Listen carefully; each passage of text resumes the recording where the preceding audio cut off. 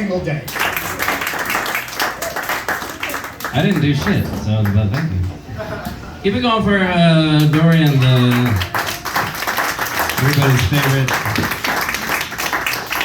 lesbian wife. Dorian was talking about his, ethnicity. I didn't know mine. I did an Ancestry.com thing, guys, and it turns out that I am a sexual predator. Ugh. Should not have taken that test. Yeah, I got 23andMe too.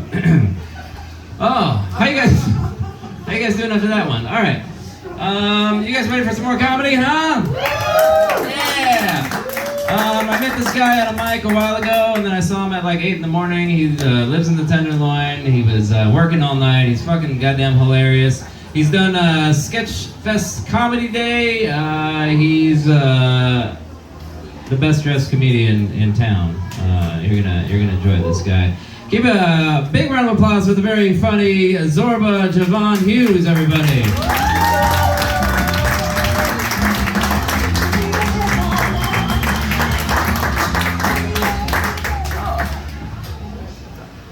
I'm gonna give you a minute, take it in. Ladies, you like the shoes? I wear these because women like shoes and I like women. See how that works? These are here to make you moist. There's some squishing when I leave the room. So, let's get the obvious out the way right now. CeeLo had a yard sale and I wrapped the fuck up. My name is Zorba, that's Z-O-R-B-A. Yes, I'm a black man with a Greek name. Usually people here to go, damn, black folks just name their kids anything.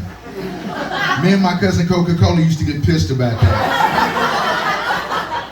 It's a cool name, it beats a lot of names I heard as a kid. I went to school with a girl named Vanessa. Normal name, she spells it with a Q. Talking about that's exotic, I was like, no bitch, that's retarded. Ah yes, living here in the Tenderloin, as he said, I do live here. It's an interesting place to live. It's the only place I've been where you'll see an empty wheelchair and not be concerned about where's the person that was in it. I was walking down the street one day, saw a guy tying off. As I walked past him, I overheard him say, I don't drink soda because soda's bad for my health. That's the TL. I seen a guy with a weak chin, lazy eye, buck teeth out on a shirt that says, I make pretty babies. That's the TL. I had a homeless racist guy one time. He called me a nigga and 30 minutes later asked me for change. I was like, dude, you just called me a nigga. Why you gotta bring up old shit? That's the TL. There's a prostitute that lives down here. She's a little person, goes by the name of Half Price. That's the TL. I seen a blind person on a cell phone having an argument, said these words, when I see you, I'm fucking you up on sight. That's the TL. Y'all been on Hind Turk? That's what I refer to as the homeless flea market. Why? Because homeless people find stuff, they set it up, and they try to sell it to you. Other day I'm walking on Turk, a homeless guy tried to sell me one shoe. What the fuck I'm gonna do with one shoe? He said, take it one step at a time. That's the TL. Interesting to live here in San Francisco. It's the only place I've been where I have up signs that say, don't feed the pigeons, but it's perfectly acceptable to walk around naked. One day I came out of my house, a guy walked past me butt naked, carrying a briefcase. Where the fuck is he going? Work? I don't understand. I'm not a political person, but I think it's time for Bitch McConnell to get out of office. That's what I call him. And not for the same reasons you thinking. He don't have a fucking chin. You shouldn't be able to make decisions that affect America if you don't know how to fold a blanket. At least be able to put a violin under your neck. You know what I'm talking about? They always talk about separation of church and state. How about separation of chin and neck? That's what I ask for my politicians. That's all I ask for. Everybody's talking about the abortion issue. I'm against abortion except in the case of rape, incest, and the birth of Republicans. Let that sink in.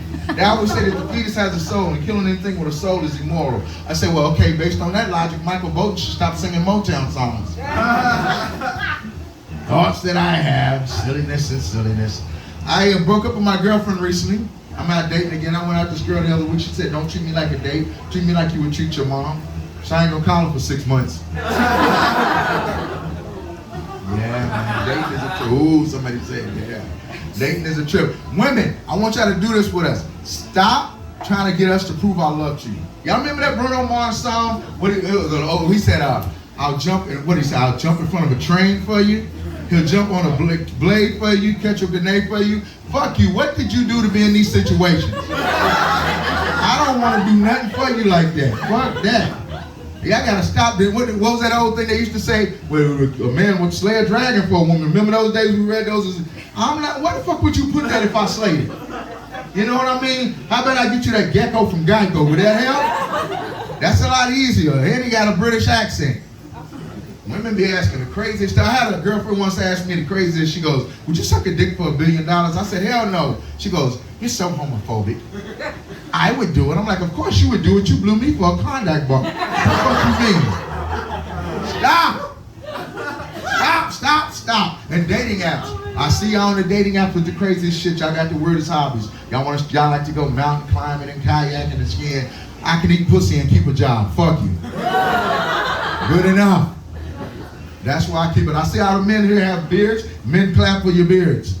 That's what I'm talking about. Women, hey guys, does this ever happen to you? If I have women that say they're gonna do that nastiest shit to me because of my beard. You ever had that happen, my man? I had a woman tell me, you know what I'm talking about. I had a woman tell me she was gonna ride my face like a bike in the Tour de France. I said, you better wear a helmet because that's a bumpy ride. I had a woman say she was gonna make my face wetter than Lake Mary. I went out and got some scuba gear, fuck it. I'm not fucking around. It's weird because women, y'all get to say the craziest shit. It's so odd when you have a beard. I got gray in mine. I didn't die this, God did this. Let's get that out the way, you know. And I notice I get treated differently now. The cops don't fuck with me, they call me sir. I just turned 50. I just turned 50 years old. How the fuck did AARP find me? I ain't tell them shit. They knocked on my door.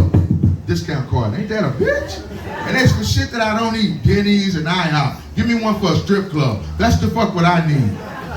I'm tired of these craziness, man. I'm from Kentucky. Yeah, they got black people there. Hillbillies right next to me, this is what they look like when they don't inbreed. Take a good look. And when I tell people that they don't believe me, why would I lie? Like I'm making it up for street cred or some shit, man. It's so interesting. I got a crazy family. Anyone else?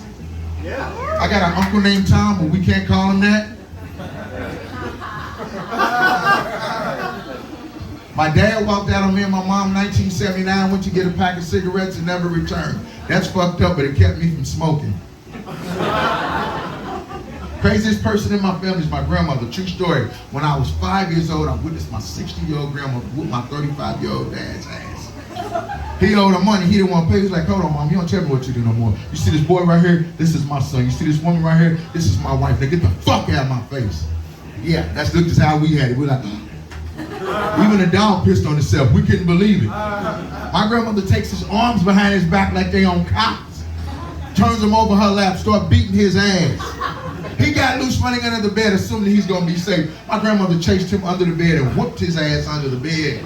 Went off on him like a brimstone preacher. She was like, you think cause you're grown, they got a place of your own, that you gonna talk back to me? Well, I said, well, I said, well, I said, well, I don't think you heard me. I said, well, I brought you in this world, and I surely take you out. I talked to my mother saying, can I get an amen? My mother's like, amen, sister, preach on, preach on. Neighbors came over, they formed the gospel choir. They was like, beat his ass, beat his ass. And when you see your dad get his ass whooped like that, you can't have the same respect for him anymore. I stay up late to watch TV, like, didn't I tell you to go to bed? I call grandmama, okay, you win.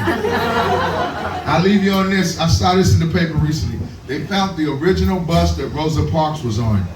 And they're gonna put it in the museum in Detroit where she's from. I think that's so cool, but here's the question I ask. Are they gonna put it in the front of the museum?